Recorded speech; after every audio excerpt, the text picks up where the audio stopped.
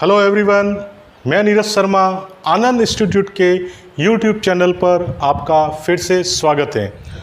हमने last video में account से संबंधित, लेखांकन से संबंधित कुछ शब्दावलियों के बारे में पढ़ा। पूंजीगत आय, पूंजीगत व्यय, इनके बारे में पढ़ा। अब हम कुछ और आगे की कुछ इम्पोर्टेंट्स जो टर्म्स होती है, शब्दावलियाँ होती है, उनके बारे में अच्छे से समझेंगे, ताकि आगे आने वाले जितने भी चैप्टर्स हैं या जो टॉपिक हैं उनको समझने में हमको आसानी हो जाए। क्योंकि ये जो टर्म्स होती है वो बार बार हमारे उपयोग में आएगी जब तक हम अकाउंट से और कॉमर्स फील्ड से जुड़े हुए रहेंगे। तो आइए आज हम कुछ चीज़ों के बारे में डिस्कस करते हैं। सबसे पहले कैपिटल क्या होती है, ठीक है, ड्राइंग यानी आहरण क्या होता है, प्रॉफिट्स क्या होता है और लॉस क्या होता है। तो आइए बच्चों, सबसे पहले हम बात करते हैं कैपिटल की। कैपिटल, इसको हिंदी में बोलते हैं पूंजी। होता क्या है कहना ये पूंजी, इसकी डेफिनेशंस बता देता हूं। पहले, स्वामी द्वारा व्यापार में लगाया गया धन या राशि क्या कहलाती है? पूंजी कहलाती है। एक बिजनेसमैन जब बिजनेस स्टार्ट करने की कोशिश करता है या सोचता है कि मुझे कोई बिजनेस स्टार्ट करना है, तो वो बिजनेस स्टार्ट करने के लिए जैसे जो भी चीज़ों को बिजनेस में इंट्रोड्यूस करता है, लगाता है, वो सारा का सारा अमाउंट या जो राशि है वो क्या कहलाती है? पूंजी कहलाती है। पूंजी क्या होता है? पूंजी व्यापार के लिए एक आंतरिक दायित्व होता है जो बिजनेस का किसके प्रति होता है? स्वामी। क्योंकि पूंजी कौन लगाएगा? ऑनर लगाएगा, स्वामी लगाएगा, ठीक है, प्रोप्राइटर लगाएगा। तो उसके लिए बिजनेस का एक दायित्व होता है, एक लायबिलिटीज होती है। जो लायबिलिटीज किसके प्रति रहती है? बिजनेस की प्रोप्राइटर यानी स्वामी या ऑनर के लिए, कि ऑनर को इतना पैसा जिस काम के लिए उसने लगाया उस काम के लिए ही यूज हो, उस पर उसको रिटर्न दिया जाए। ये आओ इसको एक एग्जांपल से समझते हैं। एक व्यक्ति है मिस्टर ए, वो क्या करता है? किसी बिजनेस को स्टार्ट करने के लिए विचार करता है कि मुझे एक बिजनेस करना है। वो बिजनेस किसी का भी हो सकता है, कपड़ों का हो सकता है, फर्नीचर का हो सकता है, इलेक्ट्रिसिटी हो सकती है, स्टेशनरी हो सकता है। तो स्टार्ट करने के लिए सबसे पहले उसको चाहिए क्या? जो भी बिजनेस स्टार्ट करेगा तो उसमें वो क्या करेगा? माल को बेचेगा, खरीदेगा। तो सबसे पहले माल को बेचना और खरीदने के लिए माल चाहिए। उसके बाद किस जगह पर बेचेगा? तो उसको एक बिल्डिंग चाहिए यानी शॉप चाहिए। तो ठीक है, अब बिल्डिंग, माल, उसको जो भी माल बेचना उसको जमाने के लिए या दुकान को डेकोरेट करने के लिए फर्नीचर की भी ज़रूरत होती है। तो ये सारी चीज़ें कौन लेके आएगा?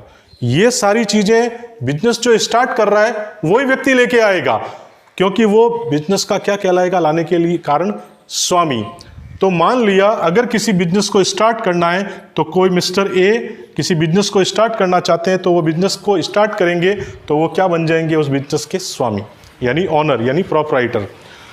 प्रोप्राइटर क्या करता है? किसी भी बिजनेस को स्टार्ट करने के लिए बिजनेस के अंदर क्या चाहिए? माल चाहिए, गुड्स जिसको अपन कहते हैं, गुड्स चाहिए।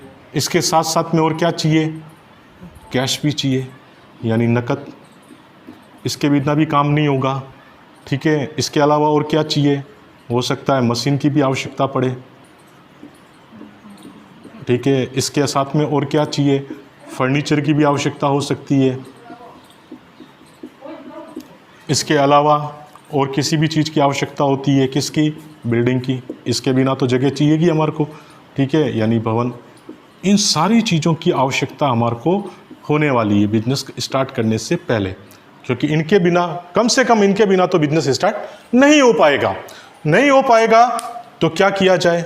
स्वामी को बिजनेस करना है, ठीक है, उसको कोई व्यक्ति मिस्टर ए उसको बिजनेस करना है। अब उसको पहले तो ये प्लानिंग करनी पड़ेगी मुझे करना क्या है, कौन सा बिजनेस करना है, कौन सा माल मुझे बेचना है, कहाँ मिलेगा, कैसे खरीद के लाऊंगा, कैसे उसको डिस्ट्रीब्यूट करके जमाऊंगा, ठीक है, कहाँ मेरी दुकान होगी, मुझे उस प्रोडक्ट के बेचने में या खरीदने में, या मैं बनाऊंगा तो मुझे मशीन चाहिए, मशीन की इक्विपमेंट की आवश्यकता हो सकती है, कंप्यूटर की आवश्यकता हो सकती है, एसी की आवश्यकता हो सकती है, लाइट की आवश्यकता होती है, दुकान में बहुत सारी चीज़ों की।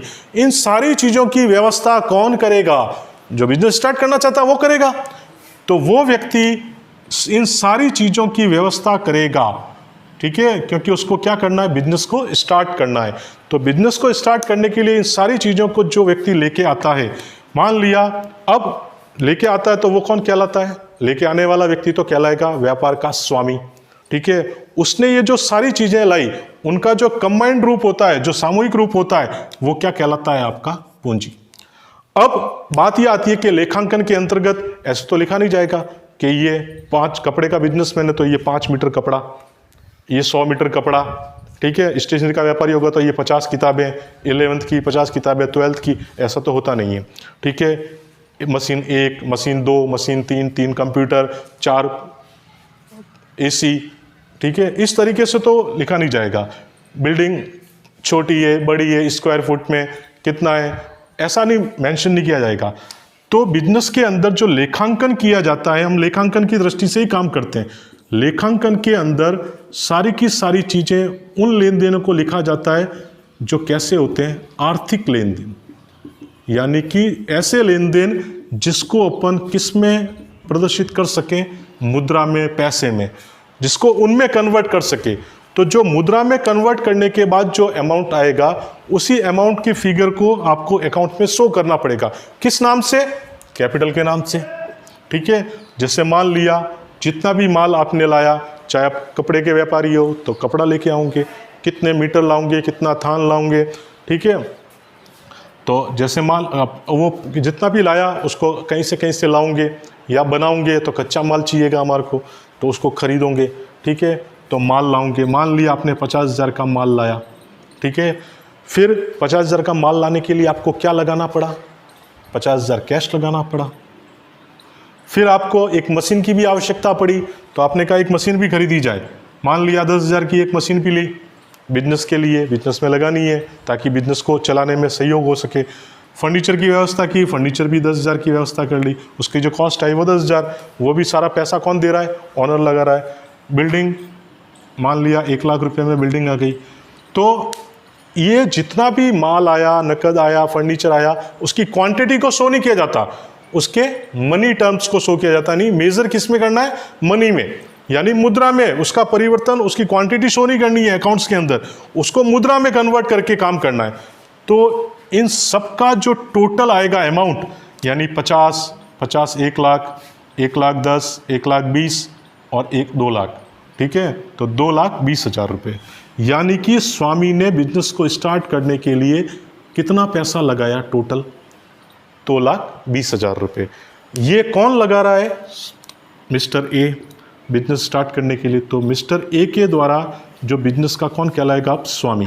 उसके द्वारा माल, नकद 50,000 का माल, 50,000 की कैश, फर्नीचर 10,000 का, मशीन 10,000 की, बिल्डिंग 1 लाख की, ये सारा का सारा टोटल जो अमाउंट होगा, टोटल जो राशि होगी जिसको अपन ने मुद्रा में परिवर्तित कर दिया है, वो इस स्वामी द्वारा लगाया गया धन या राशि कहलाएगी। और इसको अपन कॉमर्शियल लैंग्वेज में क्या बोलेंगे, पूंजी, यानी कि क्या, कैपिटल।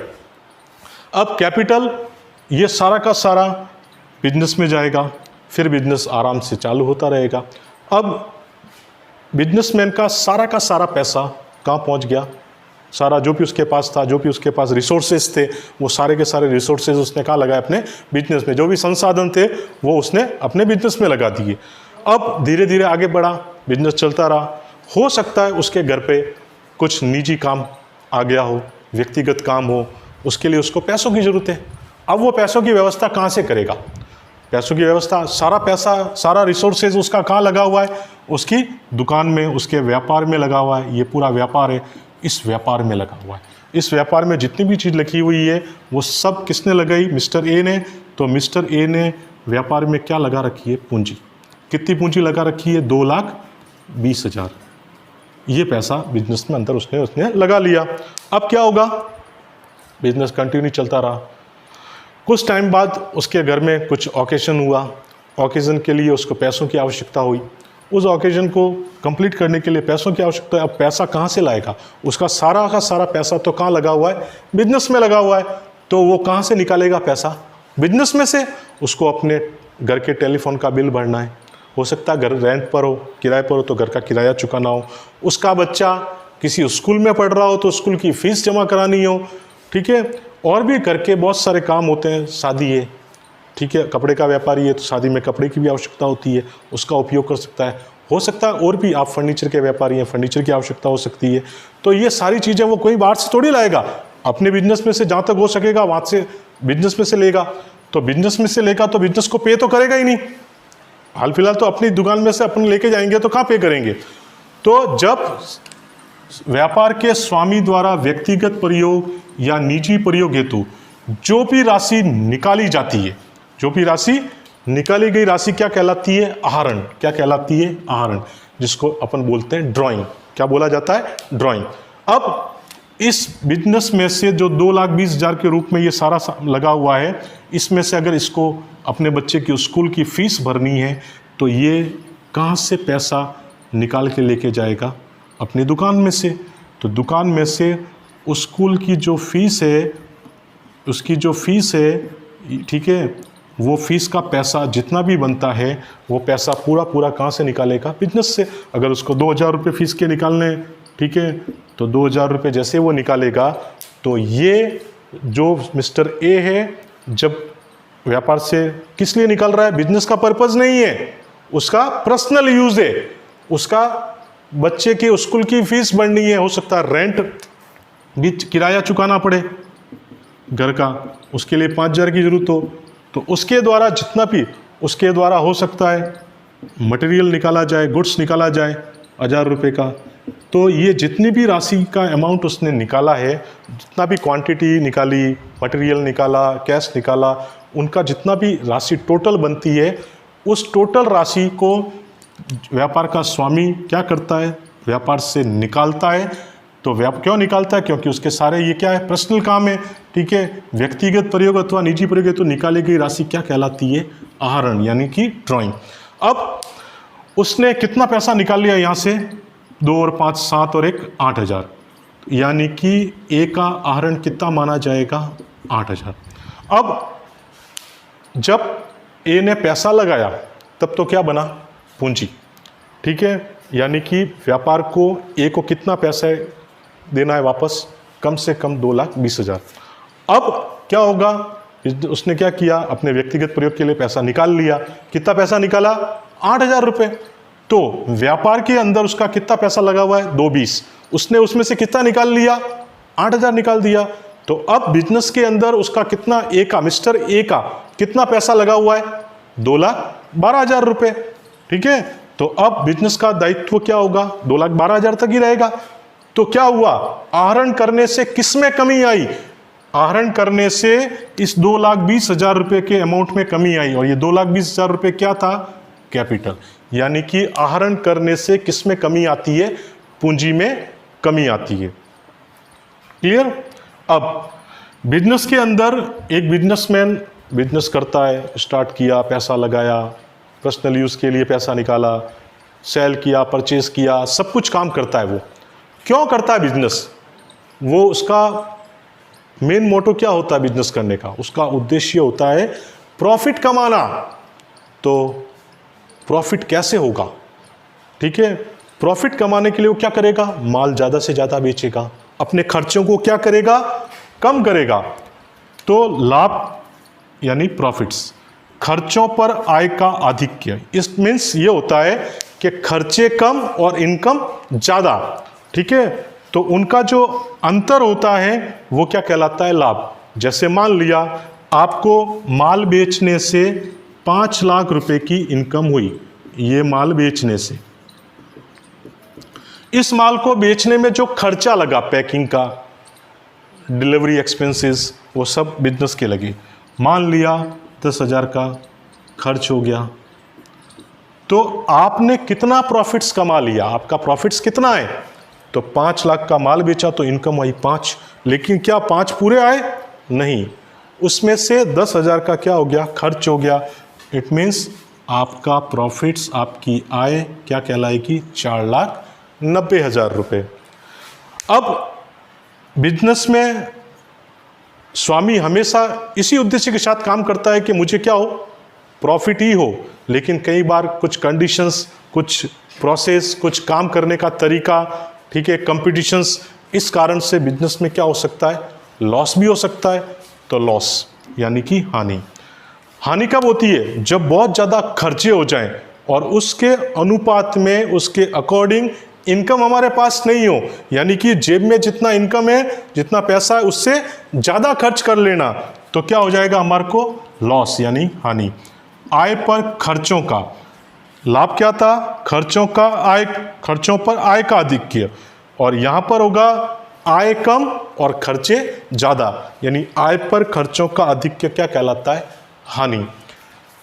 हानि कैसे निकाली जाती है?